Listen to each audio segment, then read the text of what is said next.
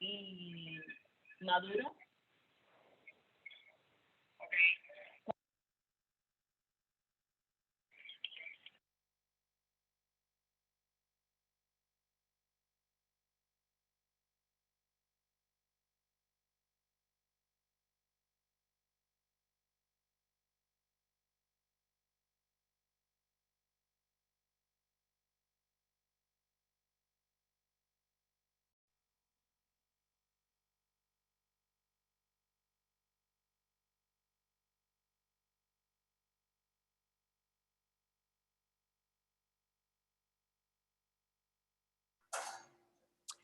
Hi, good morning, everyone, and happy Thursday. My name is Maria Carla Chicoen, and I'm the Executive Director of Casa Cuba.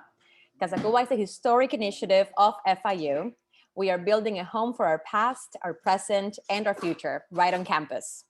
Casa Cuba will be the only cultural center of its kind in the world, a vibrant, state-of-the-art destination to showcase our Cuban heritage, a global forum for business leaders, policymakers, and experts to address the urgent issues that Cubans face today, and somewhere we can proudly take our friends and family. As we prepare to build our iconic facility on FIU's MMC campus, we have launched a series of virtual programs and events open to the public. And today we're proud to partner with the FIU College of Business and the South Florida Hispanic Chamber of Commerce on the Perspectivas series, a forum for the personal stories and professional experiences of Cubans in business. As in many other industries, Cubans have achieved exceptional success in this field, in South Florida and beyond. And we welcome these leaders for intimate conversations on their Cuban roots and their family story, their inspiring ascent to their present success, and their take on the evolution of their industry, including the representation of Cubans and Latinos at large in the field. Today's event features David McCombie, founder and CEO of the McCombie Group, and Fernando Valverde, former regional president of Humana Medicare and Medicaid for South and North Florida. They will be in conversation with our star series moderator, Natalia Martinez Kalinina.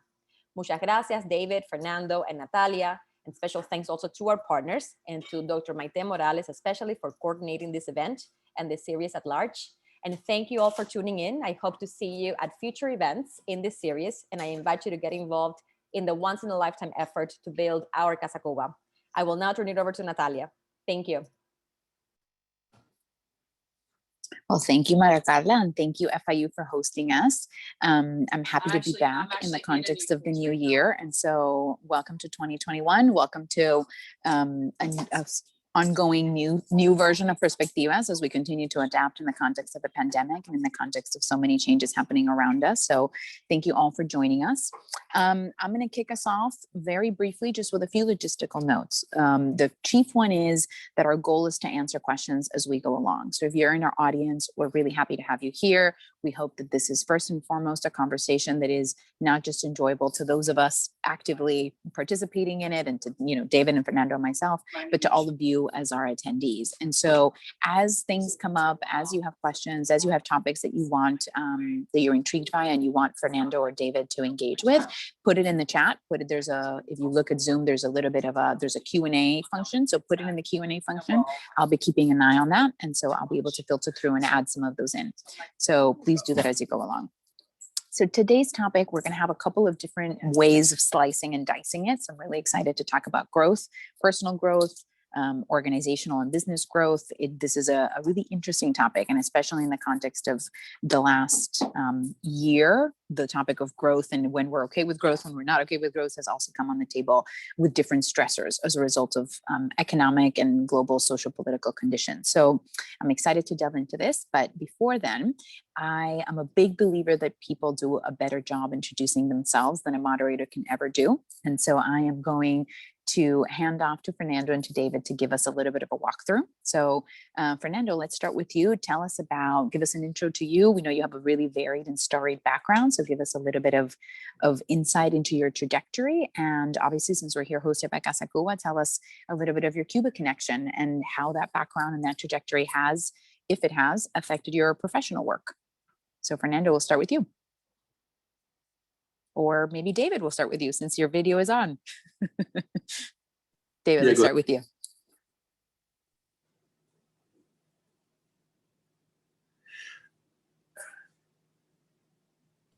Sorry about that. A little Zoom issue with mute. So I guess I'll just go ahead. Thank you, Natalia. So David McCumbee, I actually grew up here in Miami. Was born to a Cuban American mother. She actually was a Pedro Pan who came in '61, and an American father. Attended University of Miami here as an undergrad, and then ended up going off to law school in Harvard Law School. Have been back now in Miami for almost 20 years since law school, and basically started my firm a little over 10 years ago. Actually, the 11-year reunion anniversary will be soon. Basically, we do strategic and M&A advisory for middle market businesses, and specifically healthcare is an area that we have had a lot of involvement.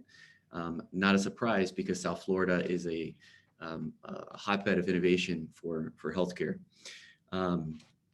In terms of I guess proving my Cuba connection, doesn't look it like I mentioned. My mom was born in Havana, and in terms of how it's impacted me, I think it's a really great question. It's hard to really say with any definitiveness, but I think the Excel experience, is embedded in terms of just how you grew up, right? And specifically with my grandparents, I see a lot of things within me that basically, I guess they role model, right? So, I think, quite frankly, the desire to be an entrepreneur was driven a lot by, them kind of always reinforcing the importance of self-reliance. As well, my grandfather, like most people, when they came from Cuba, they basically had to leave everything at a pretty advanced age.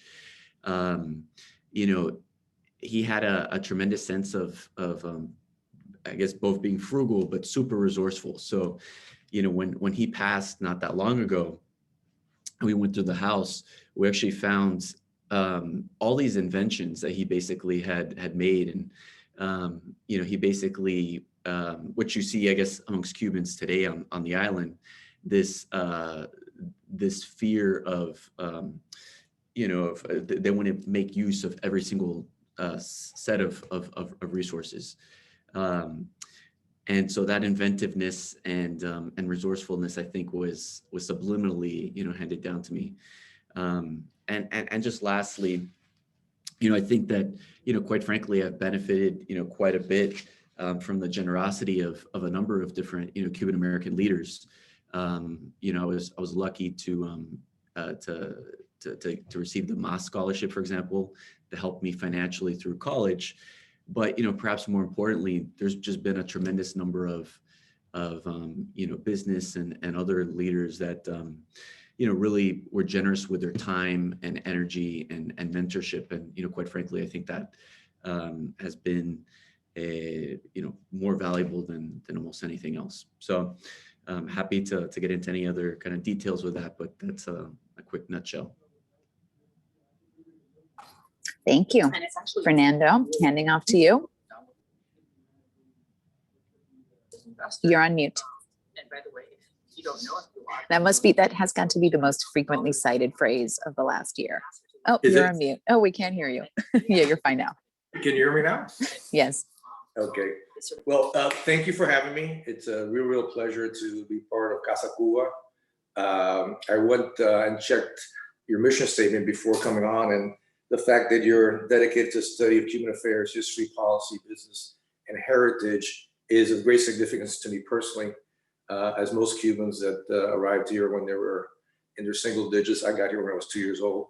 So thank you for what you do. Thank you for keeping our history alive, and for recognizing our very special, track that most Cubans have endured over, almost now 60 plus years. So I will start off, before my story is a little boring, but obviously any comments that we make is very personal. I mean, business, personal growth is personal. So by no means do I want anybody to say there's a cookbook way of achieving quote unquote success. Just that my journey is my journey. I'll try to share it as best I can. So on a personal, I grew up in Miami, went to public schools, went in elementary called Way, then I went to Belen Jesuit Prep, then I went to medical school in the Dominican Republic, then I went to New York and did my residency, then continued my residency at Jackson and Mount Sinai, practiced medicine, built a couple of healthcare companies, was fortunate enough to be one of the founding deans of the FIU College of Medicine in 2006. I think I was the third or fourth hire. First medical school in 25 years in this country, so that was a landmark in my career of starting a new medical school. Then went on to run Humana in Florida, and now I'm having fun with people like David McCombie doing fun consulting work. So that's sort of my nutshell. All right. Well, thank you both. Okay, so let's jump in. My first question, just to kind of get us in the zone, get us in the mood, is a little bit broader and maybe a little bit abstract. So I'm very much involved in the entrepreneurship space. I know, David, you are as well. And Fernando, you've had a lot of visibility across very different types of sectors. So we are living in an age where growth seems to be really squarely on the table. High growth, we're looking for high growth companies. We're looking for exits in terms of venture capital that are really kind of exponential. We're looking for companies to justify, quarterly returns and stakeholder returns and shareholder returns on a pretty consistent basis at a high growth pace. We're thinking about growth kind of across the board from the business perspective, but also the organizational perspective as a chief imperative. So I'd be curious for your thoughts on how you see this playing out. If you think this is a good thing, if you think this is kind of what the relationship is between growth and sustainability, how you've been kind of engaging in this in the consulting work or the professional kind of context that you've encountered. So this kind of a little bit more abstract, but would love for you to ground it in your personal experience. Whoever wants to start.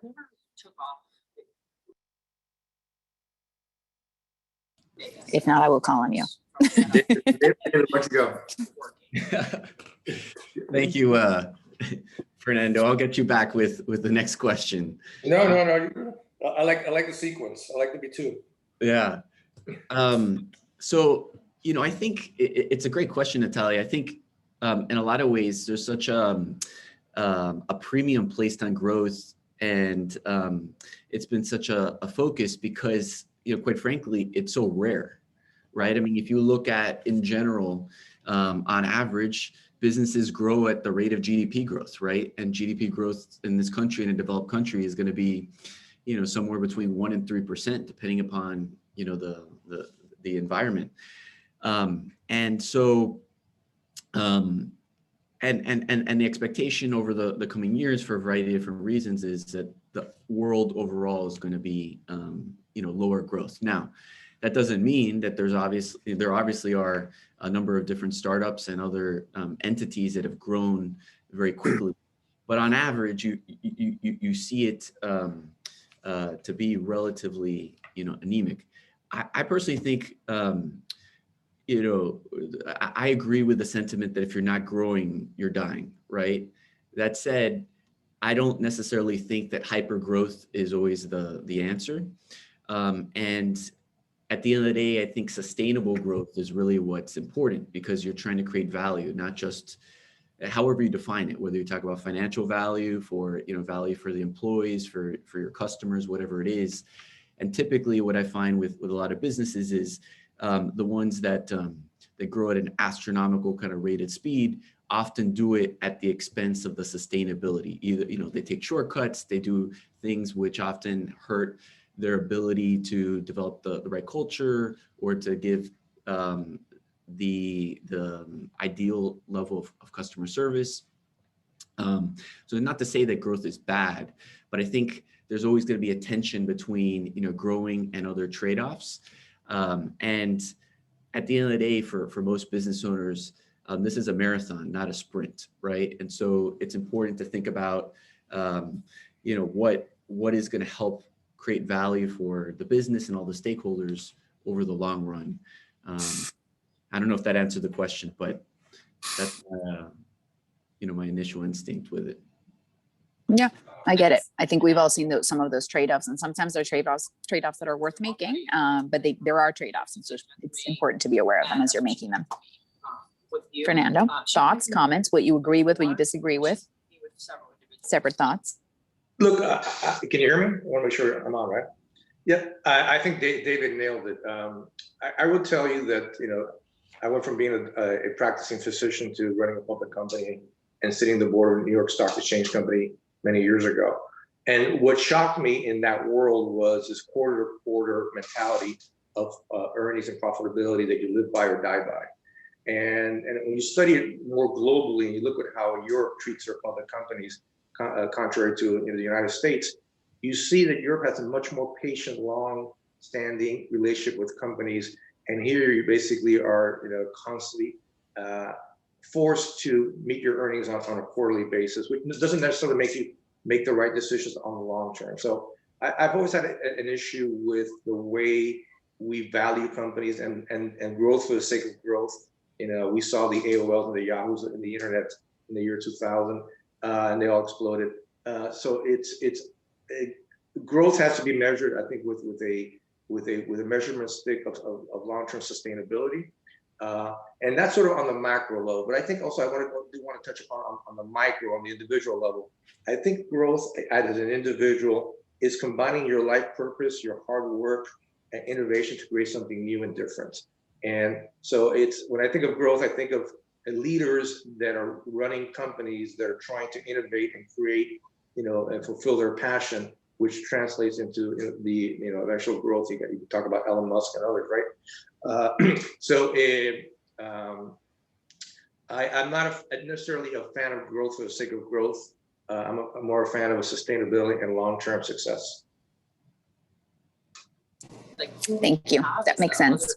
And kind of, Fernando, tag team or piggybacking off of that, you've mentioned kind of different leadership positions across very different sectors, obviously in industries, medicine to a publicly traded company, very different in a lot of ways. What comes to mind as a period of growth that you really enjoyed, and what made that feel, aligned and enjoyable? Like, what were the ingredients that allowed for that to feel that way? And then similarly, what comes to mind as a moment of either growth gone wrong or toxic growth, and kind of what were the conditions around that? Look, I've been very fortunate to experience many different entities, companies, organizations. At different stages of your life, you have different values. When I was in my 20s and 30s, I wanted to sort of self-establish myself and make money. And when I was in my 40s, I wanted to give back, and then hence the medical school, and founding a medical school was appropriate. And in my 50s, then I wanted to be sort of more in a mentorship role and affect population, which is what I did in Humana. So for me, it has been, almost a decade by decade evolution of different experiences that has evolved to maybe with my maturity and my spiritual, journey. And it changes. So there's nothing static in life, and so growth in my situation has come, every 7 to 10 years, and you can argue that I get bored relatively easy, so I need to change things often. So that's probably one of my ADD or ADHD moments. As far as bad growth, the things that come to mind are those warning signs that we've seen historically that have to do with irrational exuberance. The crash market of 2000, the crash market of 2008. Bad growth comes when people believe that they lose sense of the fundamental values of companies and organizations, and begin to value more psychological, almost irrational exuberance of what may happen or what they hope will happen. So I'm always very cautious to identify early warning signs of the crash of 2000, 2008, and others as meaningful signs of bad growth, if you will. That's sort of the perspective I have on it. Thank you. David, slightly different, but similar question for you. You have now for several years had a very diverse mix of clients across industry and size and areas of focus. What have you observed as far as kind of patterns of healthy growth, conditions that lead to healthy growth, lessons that people, learn the hard way? What have you seen when looking at kind of this pretty diverse cluster of clients that make up your client roster? It's a great question, Natalia. I think that, well, obviously there's so many different examples and so kind of exceptions to the general rule, right? I think if I look back and say, okay, what are the companies that have done really, really well? One of the common themes with it is, having a really strong CEO, and an effective leader that is able to really motivate and inspire the team that they're working with. I think on a related note, really having a strong vision of where they want to go and being able to communicate that, broadly to the organization. I think the culture of the organization, often matters. So having what I call kind of a winning culture, really the desire to play offense as opposed to kind of playing not to lose, seems to permeate when you see businesses where the culture is more kind of them hanging back on their heels. It's very rare to find those really kind of outperforming. And then I think it's just real basic, kind of getting it back to the basics if you're to boil it down, which is really focusing on what is it that your customer end users value, and how do you deliver that value to them? So really that customer orientation around, it's not just customer service, but the product or service that you're offering. Is that something that's relevant to them? How could we be better? And going back to your theme of growth, I think businesses need to have, they can't have a fixed mindset, right? They need to constantly not just reinvent themselves, but also believe that they can be better, right? That they can produce a better product, they can do it faster, they can do it cheaper, whatever it is, right? And so part of it is that mentality of continuous improvement, right? Even if the product is right, how do I get it and refine it to be even more impactful to that end customer? Once you solve sales, almost everything else, not to say that it can't, the other stuff is not important. It absolutely is a prerequisite, but it makes everything else much easier, because then growth is more a factor of figuring out how to do the execution at scale. Got it. Thank you. I think I'd love for either of you, or both of you, if you're interested, to kind of double click a little bit on this culture piece, because I do think in the context of growth, it's one of the things that gets traded off, not intentionally, but gets traded off often kind of thoughtlessly, or gets put on the back burner. And obviously having a culture, not obviously, but I think experience has shown that having kind of investing in creating a learning culture, a trusting culture, there's kind of these big building blocks to that. And that actually helps companies not just engage in growth, but sustain growth, right? You can't just like throw more bodies at the problem. There is a point of diminishing return when like throwing bodies at a problem if you have a negative culture, or if you're missing some of these building blocks. So I'd love for you to kind of double click a little bit on and kind of what is how do you see that relationship between the building blocks of culture and kind of sustaining growth and supporting growth? And if you have any examples of where you've seen that that's worked really well, and examples where you've seen that there's been kind of some liabilities or some hard lessons learned, whoever wants to go. Fernando, you should take the lead on this, given some of the hyper growth in your early days. Yeah, look, there's a famous line. David went to Harvard, I did not, but reading some of the Harvard MBA, books, one of my favorite is culture usurps strategy every time. And you can have the best strategy, but if you don't have the right culture, you're not going to execute.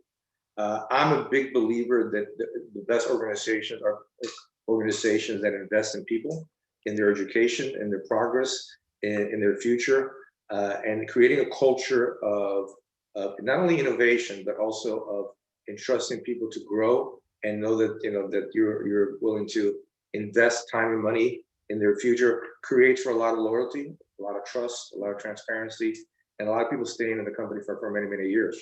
So culture is, for me, the most important thing of any organization or of any business. It starts at the top. It always starts at the top. It always dwindles down. And it's inversely proportional to what happens with your leaders. You got compassionate, caring, thoughtful, educationally driven, innovative leaders. That's what the company's going to look like. Inversely, you have the opposite. So I like culture over strategy anytime. Function that we have. That David, again, any comments? has nothing to do with us. We're not making any money on this. But what we're doing is we're allowing you to. You know, I agree 100% that the culture is extremely important, and unfortunately, because it's not you know, super tangible and hard, it often isn't something that's super focused upon, right? Either in school or you know, within organizations. But I agree. You know, there's many different organizations have different that do very well have different types of cultures, but you know, what's really important is the unity across all the different individuals towards the common goal, and the desire towards putting the company and its objectives above the self, right? I think all of them, you know, typically end up boiling down to something, you know, something like that. And in terms of, you know, how to, you know, to really instill a culture, I think it's not just the big things like, you know, what are people getting rewarded for? What is their compensation set? But I think it's also the very small things that get set on a daily basis.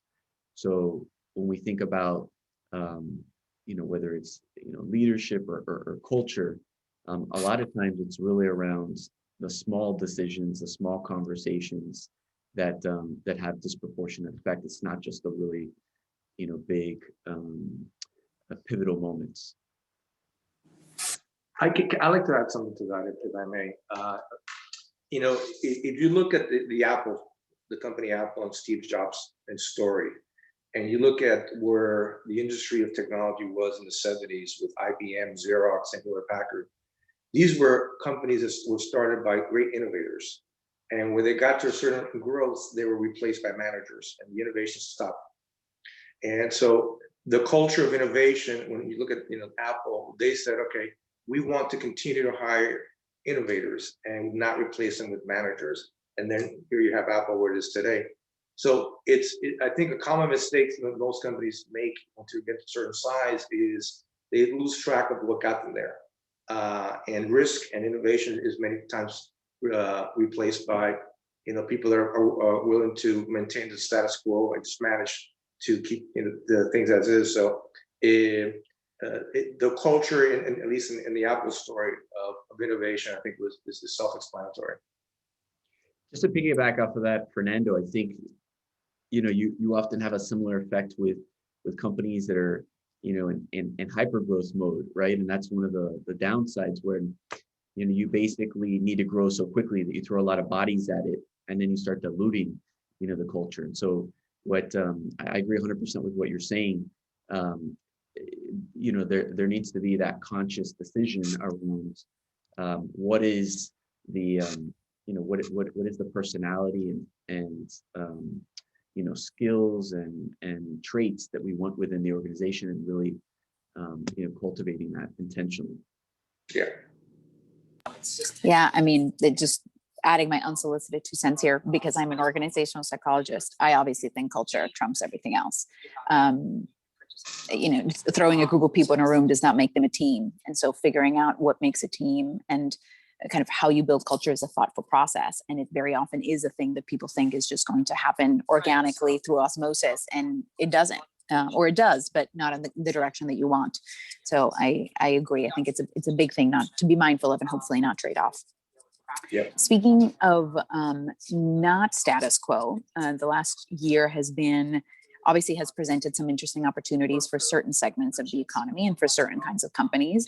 But overall, it's thrown everyone into a situation of ambiguity, very hard difficulty planning, obviously financial distress in some cases. So if you have any examples of kind of companies that you have admired, how they've managed the last year of the COVID reality, we'd love to hear that in terms of growth, but also just kind of what advice would you give within your industry or across other industries for how leaders should be considering growth in the face of so much uncertainty and so many kind of competing and evolving timelines?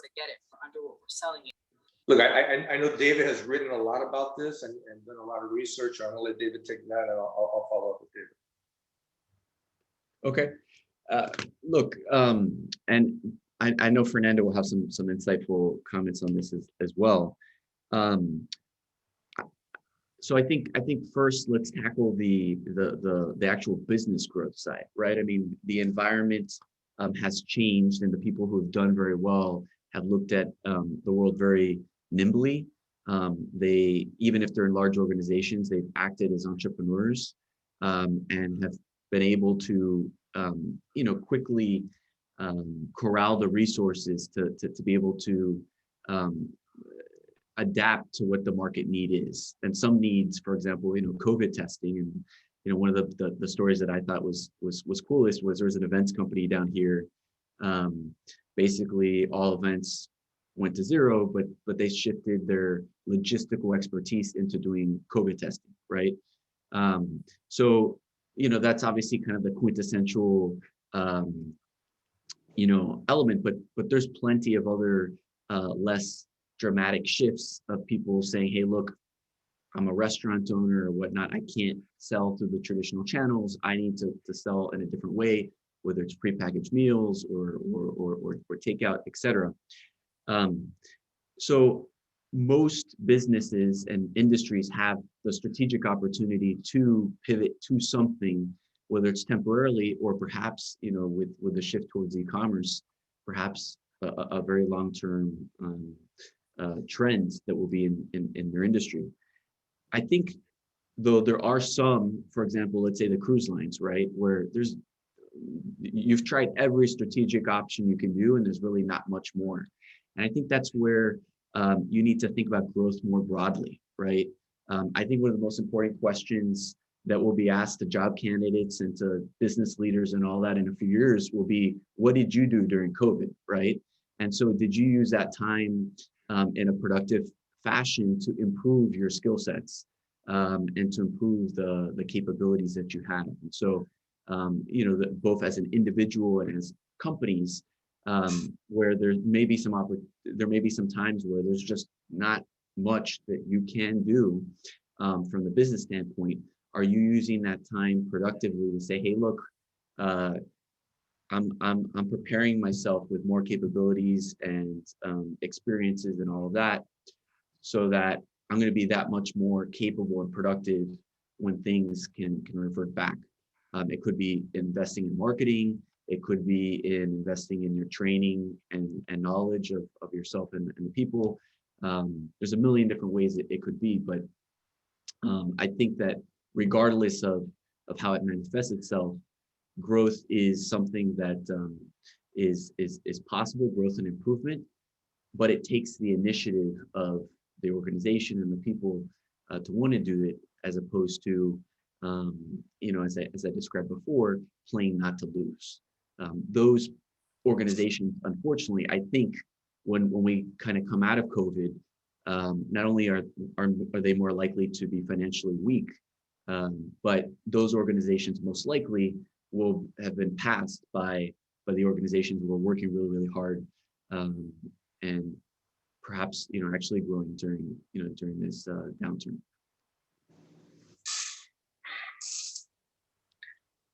So David, I think you explained it really well.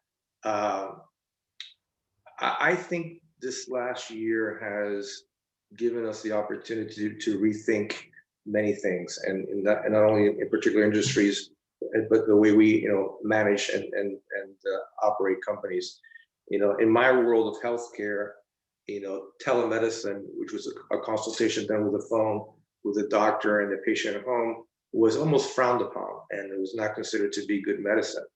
When the pandemic hit in March and April, the group that I work with was doing 1,000 televisits a week, because patients did not want to go to the ER, patients did not want to go to the clinics, and we were afraid of being contaminated. And now that this new technology has taken over and made it a lot more efficient, there's no need to take a Uber or a Lyft or transportation. You can be at home and more comfortable. So I think, depending on the industry, it has forced us to be more cognizant of how to be more efficient, more cost effective. And I clearly have seen it on the healthcare side, where we're now able to take care of patients remotely, where before it was unthought about. So, and then in general, I think that there's going to be winners and losers in this new world.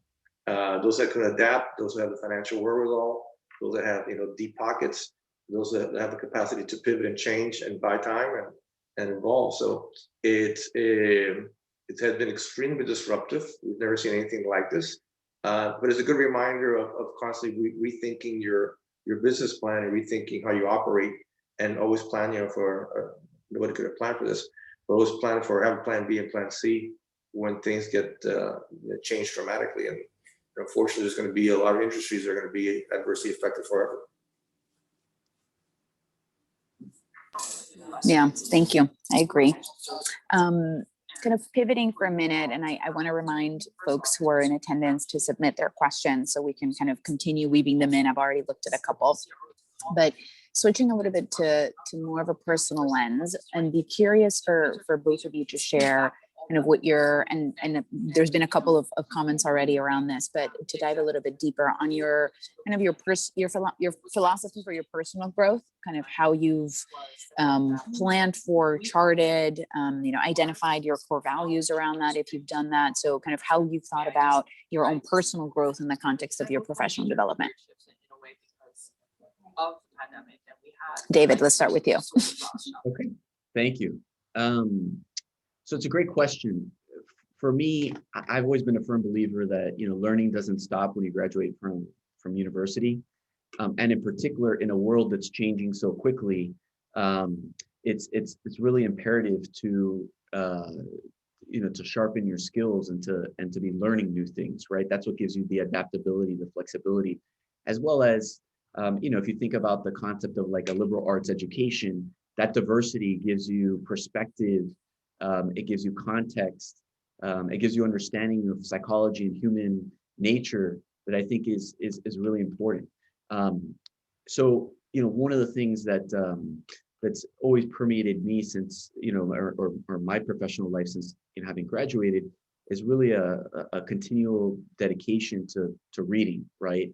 And what I found throughout my career is the types of reading has shifted from, at the beginning, very technical subject matter expertise to, I guess, accommodate some of the newer roles that I have. So over time, it's gravitated more towards subjects like sales, subjects like managing people and leadership and organizational dynamics, and as well. I've also appreciated, fiction and some of the other things which may not be as directly related, but really help, or I think have relevance more to the EQ side of the equation. So just to summarize, to me, I think it's really just imperative that people think about. What are what's my long-term vision? What do I want to do with my life, right? What do I want to build? And then what are the kind of the knowledge bases that are relevant to that can help supplement it? Now, some you pick up naturally, organically through work and through mentoring and all of that. But it's a tremendous accelerator to be able to to leverage books and other educational kind of resources. Obviously, there's no substitute for the actual experience, but it gives you a breadth and an acceleration that is really hard to replicate otherwise. So this is one of my favorite subjects, and I had the opportunity to write several curriculums in the medical school. And the one that I decided to teach was a class called self-awareness, because I think medical students are great healers, but nobody really teaches them or educates them how to take care of themselves. And I think the best way to describe my personal view on personal growth has to be through awareness. And the analogy that I like to use when I was teaching this class was, you're a doctor and you're working in a hospital, and you're completely identified with the me, which is I am a doctor, I have a white coat, I give orders, I take care of patients, so forth. And the more consumed you are with the role that you think you are, in this case being a physician, the more suffering eventually evolves, and you sort of may have stampered your growth. So the challenge that I would have to medical students was sit back and sit in the front row of a play called Hospital and watch yourself play the role and watch those around you as they interact with you, the nurses, the patients, so forth. And so I think personal growth tends to, in the Western world, be very me, and there's not enough of I being the essence, soul. And so I like to always remind people that, there's this balance between who you think you are professionally and basically your essence and your purpose in life. And the more you can remove yourself from the individual in the play and see the whole play, it's in this case, see, the analogy of a hospital, I think the clearer you're going to be in what you pursue and how you interpret reality. Foundation, right? I think that's really powerful. So thank you for sharing that. I know there was, I remember there was an intervention that happened in hospital settings that was around moving kind of the head in a particular situation, moving the head physician to the foot of the table instead of kind of at the head of the foot of the table, the foot of the bed, as opposed to at the top of the bed with the patient, and how it affected the dynamics, because now they had to coordinate a team instead of actually do everything themselves, because they were no longer in the position of doing, they were now in the position of leading. And there's a bunch of things like that once you observe them, they can inform how you make decisions about yourself. So absolutely. Let me pause for a moment to look at our audience questions. So Fernando, a question for you from earlier was, you could share a little bit more about your experience at FIU Med School and growth lessons from that experience. Look, we started something that had never been done in 25 years, and a bunch of people that had really goodwill. It was a tremendous community effort. Physicians, hospitals, administrators. It was really an act of love. A lot of people wanted FIU to have a medical school. A lot of people did not want FIU to have a medical school. And there were arguments, we already have University of Miami, what do we need another medical school? The beauty of the medical school at FIU was it had a social conscience. Since we did not have our own hospitals, research, which is normally done in medical school, was not really available to us. So we converted into a social consciousness medical student physician to be. And so we incorporated our students at the patient's homes, and incorporated them with, the social determinants of health and understanding, poverty and food insecurity and so forth. So the beauty of this particular medical school, and by the way, we won a national award around this, was it had heart, it had compassion. It put the doctor in educationally in the front row of humanism. And the more established medical schools that have been around for 100 years, you have arguably teachers that have been there for 30, 40 years, the same curriculum, repeated it.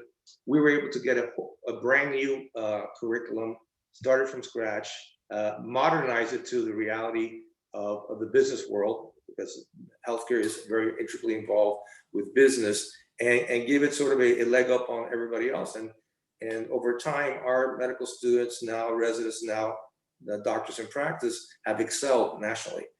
So it's a great story of, I think, of what happened with a lot of people of goodwill come together with a passion and heart to build something that was meant to take care of the community and humanize the profession. For my CEO. Thank you. Okay. So I had already given you all a heads up about this. that I was going to ask each of you to ask a question of each other, because I think that's always kind of interesting across panelists. So David, let's start with you. Do you have any burning questions for Fernando that are appropriate for a shared group setting? I'm glad you clarified that. He can go off the wall here. I'm glad you clarified that. Exactly, guardrails. Yeah, so Fernando, I guess a question I've never asked, but I'd be curious is, how do you feel your training and background as a physician has impacted you, as a CEO and as a leader? Wow. So I think medicine is a great education. And what people don't recognize is the career of medicine and then the practice of medicine is on itself is educationally very,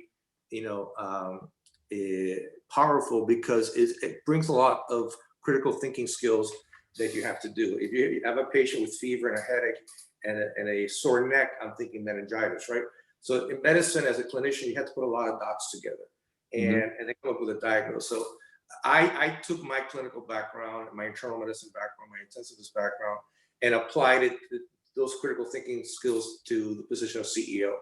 And so it became very easy for me to identify trends in the company, or to identify whether it was good trends or bad trends, because I was constantly putting dots together. And so that clinical background helped me enormously. And since I'm in healthcare, I had I think the added advantage that I also knew what was happening in the ground with, clinics and specialists and hospitals. So it wasn't theoretical for me. I had experienced it. So, but medicine is a great career, even if you don't practice it, because you really come up with great critical thinking skills when you're all said and done. Great. Well, Fernando, your turn to ask David a burning question that's appropriate for a group setting. So David, I see you as a very passionate, up and coming, professional, more than up and coming, been around for a while. But you're sort of, I would say, in the third inning of the game, maybe fourth inning. How do you balance your love and passion for what you do with fear? That's a great question. A really good question. So I think they're almost in some ways, two sides to the same coin. Going back to to kind of some of the stuff that's just been kind of baked into me from a kid, from the exile experience, is really preparing for the worst, right? And so I think a lot of it is, how do you structure stuff in your life for the downside, and the downside protection, so that if the worst case scenario does occur, that you're not wiped out.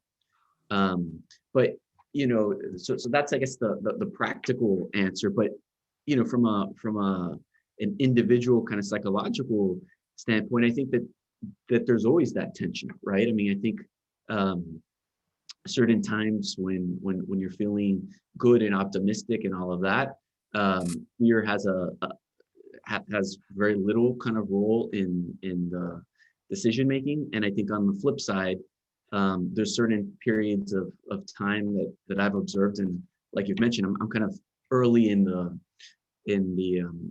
process in my journey, and so when you ask me 20 or 30 years down the line, I'll have a lot more wisdom and like perspective on it, right? But I also find that there's times of which when that I don't feel super well grounded, where fear ends up having a disproportionate impact, and risk aversion, right, has a disproportionate impact. But I think as well, it's not just about what's happening contextually with whatever the business opportunities, but I think, the reality is, there's many other facets of life, whether it's family and relationships and health and all of that. And I think that also feeds into, that calculus, right? And there's stuff you can do structurally to kind of protect yourself or to help the frame of mind. But there's, life throws you curveballs when you think, at least I've been through curveballs and been humbled, when I think I have everything under control. Yeah, good. I'd be curious, just a quick follow-up, I'd be curious for how either of you distinguish between kind of fear, like a fear in a good sense. So like if fear is coming up, it's a reaction to something that you should be reacting to, versus fear as a negative narrative that you need to walk back from, right? So like this idea of like fear versus your gut, kind of how do you navigate some of that difference? Look, I one of my pet peeves, and I'm not sure, Talia, I'm gonna directly answer your question, but the reason I pose a question to David is to create the awareness that ultimately one can argue that all decisions are either based on love or fear. Mm-hmm. And we're cognizant of that. And as you're going through any thought process, whether it's a relationship, whether it's work, whether it's strategy, whether it's you're implementing something, catch yourself. Why are you making a decision? Are you making it out of love or you're making it out of fear? And many times we err on the fact that we're afraid and fear takes over. But the mere fact of observing yourself in the thought process and reducing it to those two variables alone, I think it's very helpful in understanding how we're interpreting that reality. And I'm not sure we're taught that self-awareness to look at things as simple as that. Is it love or is it fear? And that has been a really important guiding principle in my decision making when confronted with difficult situations. And one of the things that I always use for this, I think when I'm still young, obviously, but when I was younger, I would, go over and make sure that my logic was sound. And I felt like that was, as long as my logic was sound, I was making good decisions. And as I grew older and as I had different professional experiences, I realized that was level one and I needed to look at the motive, because the motive is that. Sometimes the logic is very sound and the motive isn't. Kind of the underpinning is not, it's based in fear. And so it doesn't matter how sound your logic is, you should be rethinking that. And it's interesting, I'll just add, when you describe it, Fernando, it almost takes me to, are you thinking out of abundance or are you thinking out of scarcity, right? Which I think is pretty equivalent to the terms that you're using. And, a lot of times it's just a psychological frame of mind, right? I mean, two people can see the same situation and see it totally differently. It reminds me of, the story of two salesmen went to some poor country, and one phoned back. It was a shoe manufacturer that they represented. One phoned back and said, cancel everything, nobody's wearing shoes. And the other one phoned back and said, double production, nobody's wearing shoes, right? And so, a lot of times, framing how you look at the environment. And it clearly, while you want to protect the downside, often that scarcity thinking is counterproductive, right? It doesn't help happiness, nor does it help necessarily the end goal that you have.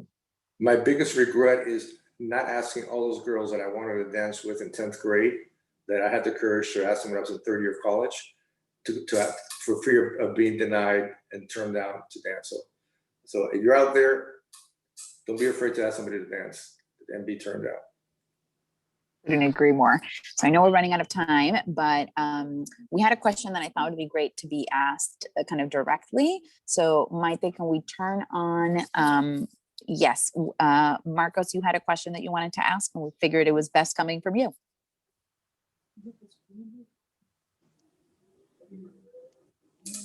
If you can hear us.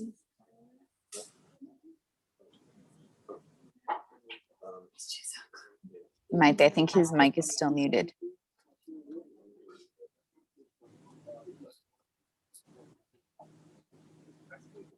Yeah, no. Okay. That's but if not, we can ask something else. I'm happy to go to another audience question. So we had a question from Rochi Dienesa.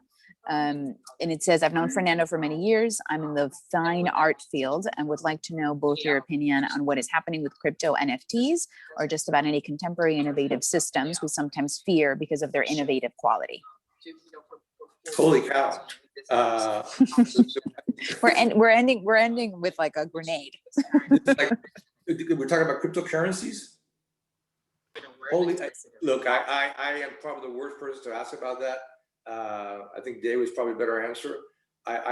Look, I'm still old school and haven't figured out what backs up cryptocurrencies, like gold and with the dollar. So I think it's a very interesting concept. I just don't know enough to be, to give any serious opinion of it. I haven't discarded it, but I just really don't fully understand it. And what was the guy from Berkshire Hathaway, David, the founder? Buffett say, I like to buy Dairy Queen because I understand the business, and I don't buy Microsoft because I never understood the business. So I like to invest in things I understand, and if I don't understand it, I usually shy away from it. But that can work both ways, though.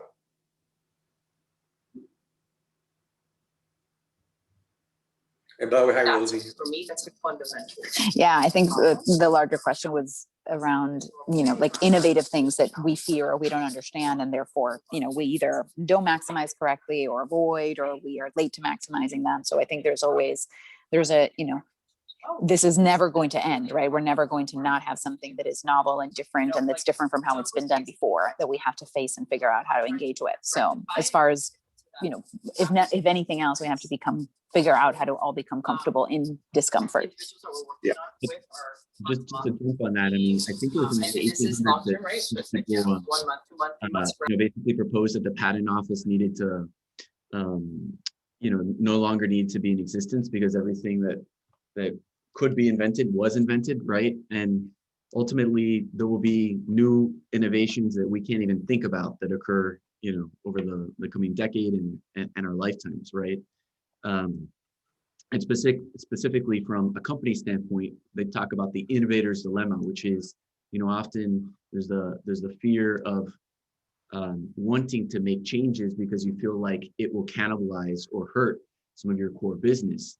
But the reality is that change, as you've mentioned, Natalia, is going to occur one way or the other. The question is, are you going to be shaping it and a beneficiary of it, or are you basically going to be affected by it and at the whims of it?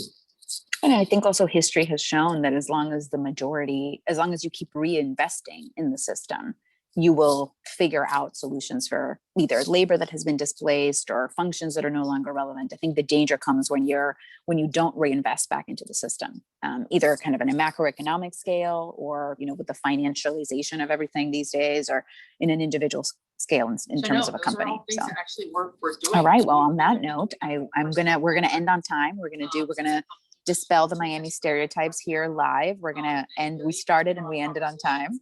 Thank you, David and Fernando, for a really great conversation. Thank you for giving us your time. Thank you, obviously, as well to Casa Cuba and FIU and the Chamber of Commerce, and kind of everyone involved in the organization of this moment of our series. And so thank you to all of our attendees as well for joining us. It's been a pleasure. So thank you all. Have a good rest of your week. Thank you. Thank you. Bye. Bye-bye.